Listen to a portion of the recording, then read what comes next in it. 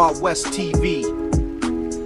Dabi uliopangwa kuchezwa Machi 8, 2025 katika dimba la Mkapa jijini Dar es Salaam, ukiwa ni mchezo nambari 184 uliotambawa. Lakini sakata hilo limeendelea kuchukua sura mpya baada ya siku hii ya leo serikali kupitia Baraza la Michezo Tanzania na waziri mwenye dhamana ya Baraza la Michezo Tanzania Palamagamba Kabudi kuwaita watu watatu muhimu katika sakata hili. Walianza kuzungumza mapema saa 6 kamili mchana na Young African, lakini baadaye wakaja kuzungumza na Simba Sports Club, lakini mwisho wakaja kuzungumza na TFF wakiongozwa na Rais Wallace Karia. Lakini kwa kifupi, yale ambayo yamejadiliwa, yale ambayo yamezungumzwa katika kikao hicho ni kwamba Young African wameendelea kushikilia msimamo wao ule kwamba kupitia rais wao Engineer Hersi Said amesema wao kama viongozi waliokwenda kuwakilisha katika mkutano huo wanaendelea kupigania na kupambania interest, yani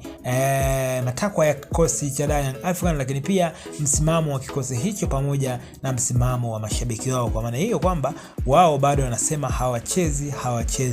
hawachezi. Lakini kwa upande wa Simba Sports kupitia mwenyekiti wa kikosi cha Simba Murtaza Mangungu ameweza kutanabaisha kwamba serikali imewaita Simba ili kujadili masuala ya maendeleo ya michezo nchini Tanzania, lakini hawajawaita katika suala la mchezo wa Kariakoo Derby, huku maoni yakiwa ni tofauti sana kwa wadau na wapenzi wa soka nchini Tanzania, wakiamini kwamba mwenyekiti wa Simba Sports Murtaza Mangungu ni kama anawageuka, ni kama anawadanganya vile, huku ishu kubwa inayozungumzwa ni kwamba ni mchezo wa derby. Lakini pia Murtaza Mangungu amethibitisha kwamba yeye yupo tayari na anataka kipigwe katika dimba la Mkapa jijini Dar es Salaam dhidi ya kikosi cha Young African. Lakini pia kwa upande wa TFF, wao wanatu baada ya kutoka katika kikao hicho hawakupata nafasi, yani hawakuweza kuwaruhusu waandishi wa habari waweze kuchukua maoni yoyote. Kwa hiyo viongozi wa TFF wakiongozwa na Wallace Karia,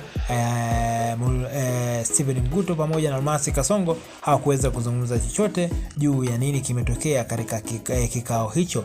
Lakini mwisho wao Baraza la Michezo Tanzania wakiongozwa na waziri Palamagamba Kabudi, lakini pia Mwana FA, nao pia hawajazungumza kitu chochote juu ya sakata hilo, juu ya kikao hicho. Lakini hiyo ndo highlight, yani kwa kifupi kile ambacho kimetokea katika kikao hicho ambacho wengi wanataka kipigwe, lakini kwa upande wa Young African wao wanasema hakitapigwa, wanakwenda mpaka kasi kudai haki na sheria. Bana, tuandike maoni yako katika sehemu ya comment juu ya sakata hili. Wewe una maoni gani?